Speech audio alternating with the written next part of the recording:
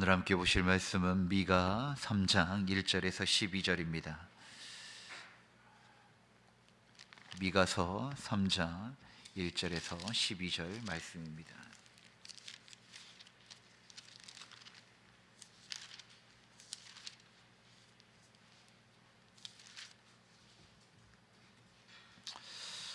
미가서 3장 1절에서 12절 말씀 한 절씩 교독하시겠습니다. 내가 또 이르노니 야곱의 우두머리들과 이스라엘 족속의 통치자들아 들으라. 정의를 아는 것이 너희의 본분이 아니냐.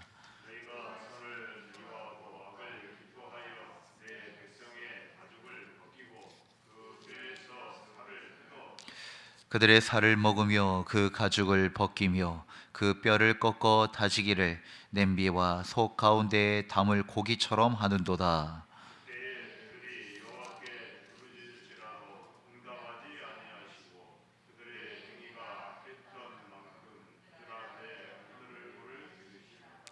내 백성을 유혹하는 선지자들은 이에 물 것이 있으면 평강을 외치나 그 입에 무엇을 채워주지 아니하는 자에게는 전쟁을 준비하는도다.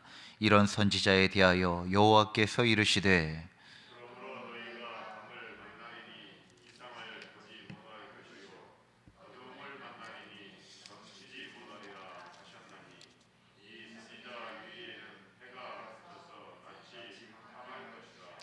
선견자가 부끄러워하며 술객이 수치를 당하여 다 입술을 가릴 것은 하나님이 응답하지 아니하심이거니와.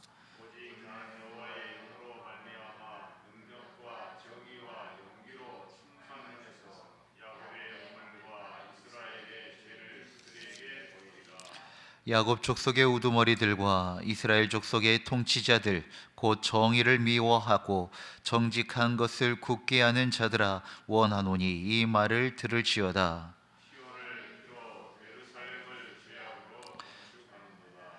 그들의 우두머리들은 뇌물을 위하여 재판하며 그들의 제사장은 삭슬 위하여 교훈하며 그들의 선지자는 돈을 위하여 점을 치면서도 여호와를 의뢰하여 이르기를 여호와께서 우리 중에 계시지 아니하냐 재앙이 우리에게 임하지 아니하리라 하는도다.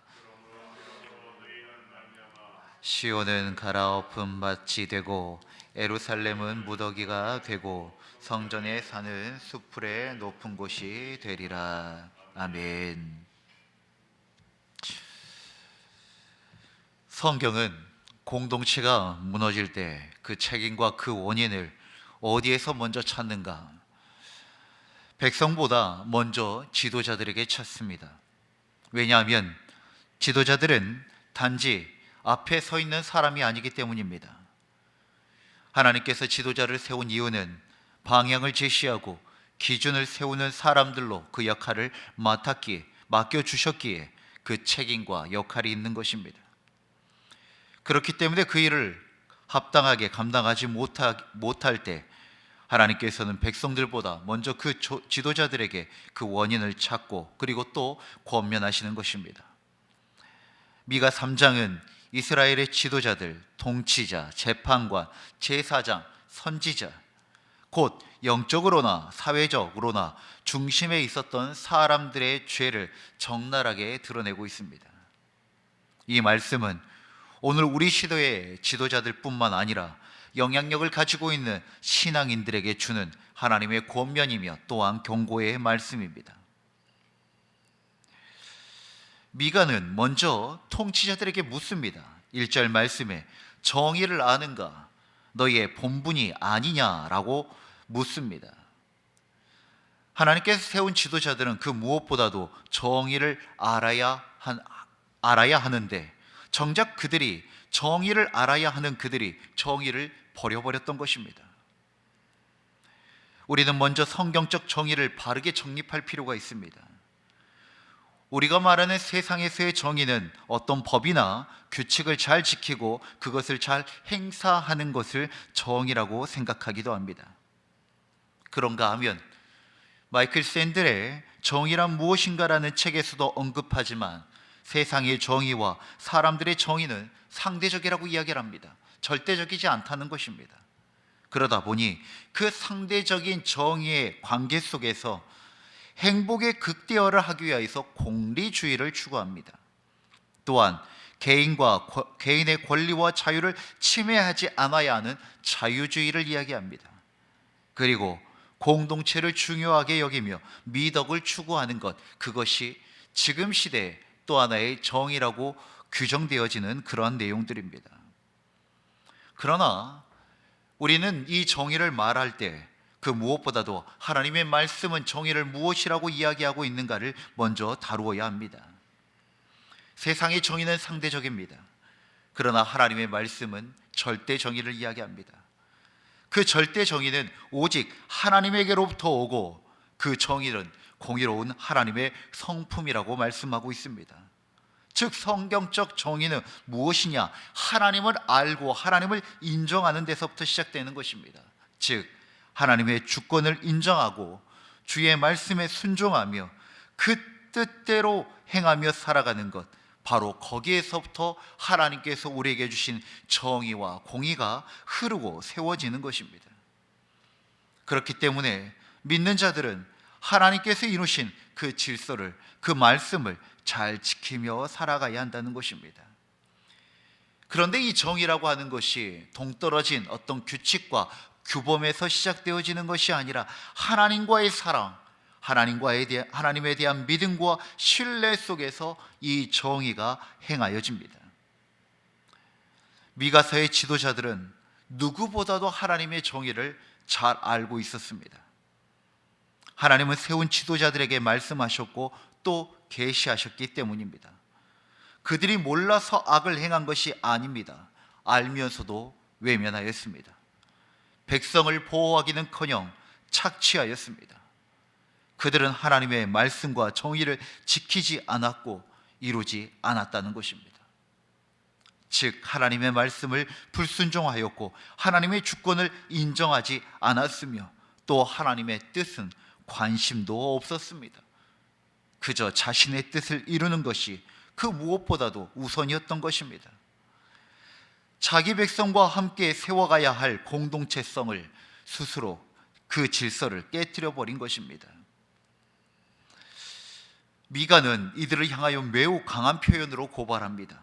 2절 3절의 말씀에 있는 것처럼 내 백성의 가죽을 벗기고 냄비에 담을 고기처럼 할 것이라고 말씀하고 있습니다. 지도자는 백성을 살려야 하는 자리인데 오히려 자신의 이익을 위하여 백성을 소비하였던 것입니다. 사랑하는 성도 여러분, 우리가 영향력을 발휘하고 있는 그 자리가 있다면 우리의 그 자리와 우리의 마음을 점검해 보아야 합니다. 우리는 하나님께서 맡기신 영혼과 지경을 소비하고 있는지 아니면 살리고 있는지 점검해 보아야 한다는 것입니다. 그 결과 하나님은 이렇게 말씀하십니다. 4절 말씀에 그때에 그들이 여호와께 부르짖을지라도 응답하지 아니하시리라 라고 말씀합니다. 하나님을 찾지만 하나님께서 응답하지 않겠다는 것입니다. 참 야속한 말씀이지요. 그러나 당연지사입니다. 왜냐하면 그들이 하나님의 주권을 인정하지 않았고 하나님의 말씀과 그 음성을 듣지 않았기 때문인 것입니다. 사랑하는 성도 여러분, 정의를 외면한 채 드리는 기도는 하나님 앞에서 응답받을 수 없습니다. 권위는 특권이 아닙니다. 책임입니다. 하나님께서 우리에게 부르시고 또 부어주신 그 자리를 귀하게 여기며 하나님께서 맡기신 그 본분과 책임을 잘 감당해 나아가는 우리 모두가 되어지기를 간절히 소망합니다. 또한 이 미가서에서 말씀하고 있는 이 지도자들과 통치자들이 어떠한 죄 가운데 있었는가? 바로 5절부터 7절까지의 내용입니다. 하나님의 말씀을 돈과 이익에 따라 왜곡해버린 것입니다. 두 번째 고발의 대상은 거짓 선지자들이었습니다. 이에 물 것이 있으면 평강을 외치나 라고 5절에 말씀합니다. 내 입에 무언가가 유익한 것이 있으면 그때서야 평강을 외친다는 것입니다. 이들은 하나님의 뜻을 전하지 않았습니다. 자신에게 유리한 말을 골라 그러한 말씀만 전했던 것입니다. 참된 선지자가 아니라 거짓 선지자들이었습니다. 대가가 있으면 평강을 외치고 대가가 없으면 전쟁을 외칩니다. 이것은 예언이 아니라 종교적 거래였습니다. 사랑하는 성도 여러분, 왜 자기중심적인 신앙이 위험한 줄 아십니까? 결국 나를 위한 것인데 내 중심적인 신앙에도 그런 큰 문제가 있다고 라고 생각할 수도 있죠. 그런데 결코 그렇지가 않습니다. 심각한 문제와 사회와 공동체의 균열을 만들어낼 수 있습니다. 왜냐하면 자기중심적 신앙은 이러합니다. 하나님의 말씀에 대하여 그리고 하나님의 율법과 규칙과 제도에 대해서 나에게는 관대합니다. 그런데 남에게는 엄격하게 적용합니다. 그런데 우리의 삶 가운데 나에게는 관대하고 남에게는 엄격하게 적용하는 것이 모든 사람에게 그렇게 적용할까요? 그렇지 않습니다. 힘 있는 자에게는, 힘 있는 사람은 관대하지만 연약한 자에게는, 연약한 자들에게는 엄격하게 적용되어지는 것이 세상의 흐름이고 하나님의 말씀과 하나님의 공의를 떠난 세상의 그 부정직함입니다. 힘을 따라서 힘이 있는 곳에서 하나님의 말씀과 하나님의 율법이 관대하지만 연약하고 힘없는 자들에게는 그것이 엄격하게 적용이 되는 것입니다. 사랑하는 성도 여러분, 그렇게 사회는 무너져가고 공동체는 균열이 가게 되는 것입니다. 구약에 보면 동해보복법이라고 있지요. 눈에는 눈, 이에는 이라고 하는 그 율법입니다. 하나님이 그것을 왜 만드셨겠습니까? 복수를 합리화하려고 그 법을 만든 것이 아닙니다. 세상에 힘 있는 자들이 연약한 자들에게 보상을 요구할 때 절대 그것만큼 요구하지 않습니다. 연약한 자가 힘 있는 자들에게 눈을 상하면 그 눈으로 끝나지 않습니다. 그 집안을 몰살시키고 그 주변의 모든 소유를 빼앗아 버립니다. 집안을 몰락시키고 인생 전체를 망가뜨리는 것이 그 사회의 힘 안에서 이루어졌다는 것입니다. 개인에게 적용하면 자기 중심적인 신앙이지만 그것이 사회와 공동체에 적용되어지면 사회를 무너뜨리는 심각한 죄가 되어졌던 것입니다. 그래서 하나님은 이스라엘 백성들 안에 동해보복법을 주었습니다. 힘 있는 자나 힘이 약한 자나 상관없이 눈을 해야 때면 그것에 만큼만 보상하라 라고 하나님께서 규정하셨던 것입니다. 사랑하는 성도 여러분, 그래서 그리스도인들은 말씀을 받으면 가장 먼저 자신에게 적용해야 합니다. 이 말씀이 나에게 주신 말씀이라는 것입니다. 어떤 상황에서나 다른 사람을 이해할 때 내 입장에서 상대방을 바라보는 것이 아니라 상대방의 입장에서 그 상황을 보는 소위 말하여 역지사지에 대한 관점과 태도와 자세를 가지는 것이 필요하다는 것입니다. 말씀은 나에게나 다른 이들에게나 동일하게 적용되어져야 합니다. 그러나 미가서에서 말씀하고 있는 그 종교 지도자들, 거짓 선지자들은 그렇게 하지 않았습니다. 하나님의 말씀을 자신의 이익과 권력을 유지하기 위하여 이용하였고 도용하였고 왜곡하였습니다. 그래서 하나님은 그들에게 이렇게 심판을 선언합니다. 너희가 밤을 만다리니 이상을 보지 못할 것이라고 말씀합니다. 얼마나 가슴 아픈 하나님의 선포입니까? 밤은 어둡습니다. 길을 찾을 수가 없습니다. 하나님 다시 길을 열어주십시오, 우리에게 빛이 되어주십시오 라고 하지만 하나님의 뜻을 찾을 수 없게 되었다는 것입니다. 하나님의 말씀을 도구로 삼는 자들에게 하나님은 더 이상 말씀하지 않으신다라고 이야기하고 있습니다. 사랑하는 성도 여러분, 복음이 불편한 진리를 말하지 못하고 사람을 만족시키는 말로만 바뀔 때 그것은 더 이상 복음이 되어질 수 없습니다. 말씀은 모두 다 표적 설교라고 하는 말이 있습니다. 깨어진 현장과 죄악과 악이 만연하는 그 현장이 있기 때문에 하나님은 때로는 날선 말씀을 우리에게 주시는 것입니다. 그 현장을 향한 하나님의 말씀입니다. 하나님의 말씀이 달면 삼키고 내 생각과 동일하면 아멘하고, 쓰면 뱉어버리고 내 생각과 다르면 거부하는 것이 결코 바른 신앙이 아니라는 것입니다. 사랑하는 성도 여러분, 하나님의 말씀은 쓰든지 달든지 그것을 삼켜내는 믿음을 가지기를 간절히 소망합니다. 그런데 쓴 약이 우리의 몸과 마음에 더 유익한 법입니다. 우리를 살게 하시고 우리에게 진정한 사랑과 은혜를 더하여 주시기 위한 그 하나님의 말씀이 때로는 쓰더라도 우리가 감사하며 잘 받을 수 있는 우리의 마음이 되어지기를 간절히 소망합니다.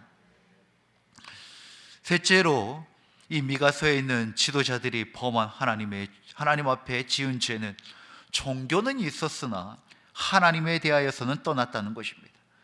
8절에서부터 12절까지의 말씀입니다. 요즘 성도들이 외치는 말이 있습니다. 종교는 no, 영성은 yes라고 하는 말입니다. 특히 젊은 크리스찬들에게 많이 외쳐지는 용어입니다. 표현들입니다. 종교는 no, 영성은 yes라고 하는 이 말이 어떠한 것인가?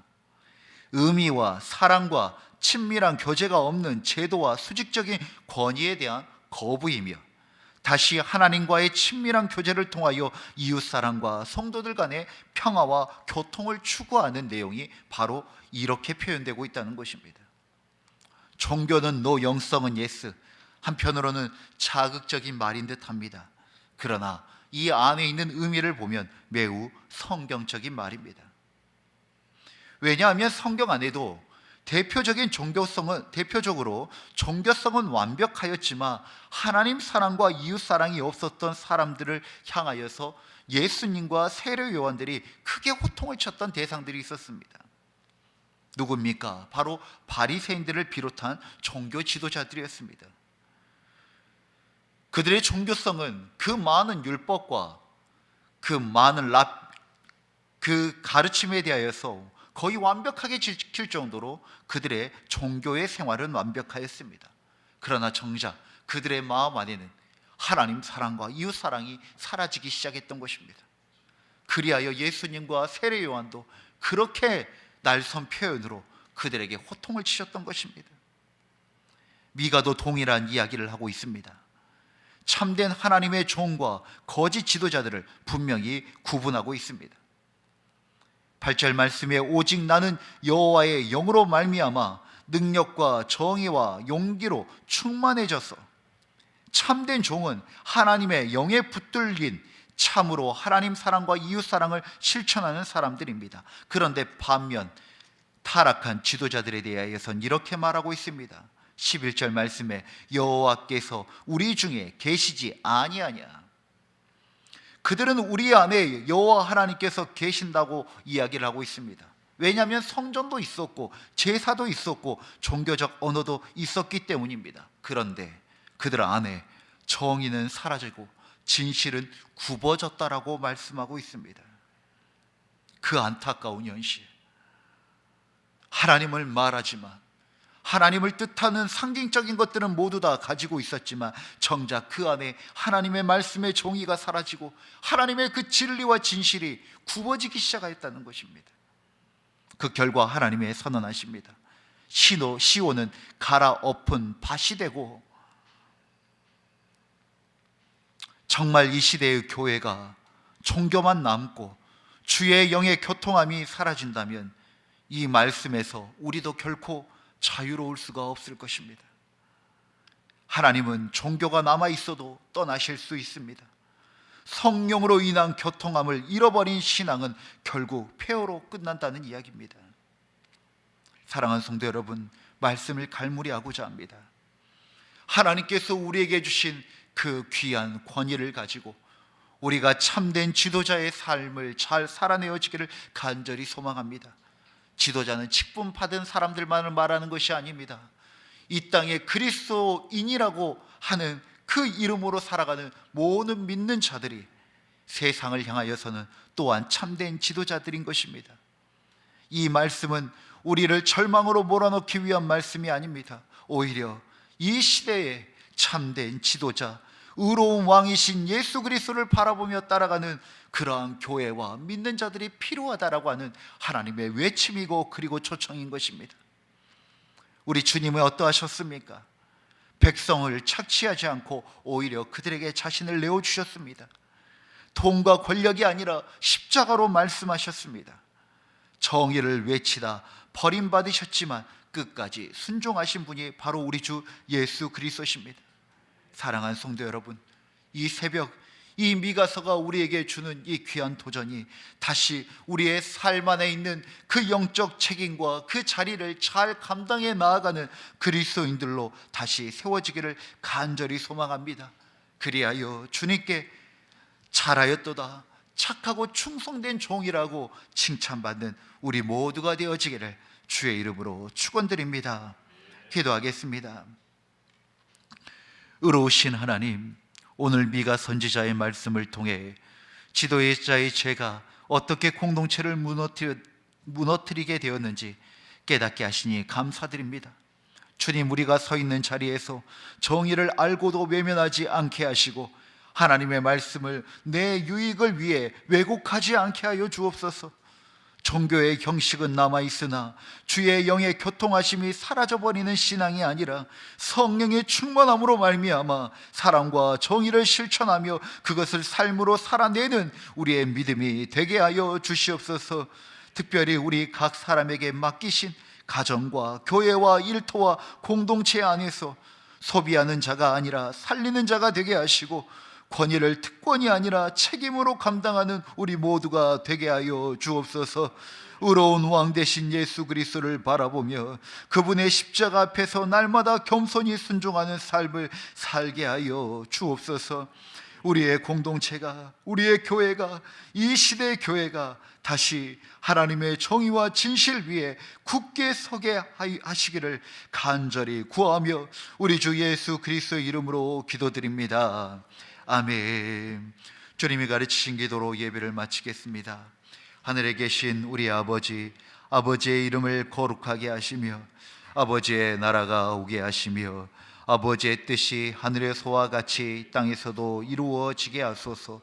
오늘 우리에게 일용할 양식을 주시고 우리가 우리에게 잘못한 사람을 용서하여 준 것 같이 우리 죄를 용서하여 주시고 우리를 시험에 빠지지 않게 하시고 악에서 구하소서. 나라와 권능과 영광이 영원히 아버지의 것입니다. 아멘. 우리의 기도를 주님께 올려드립시다.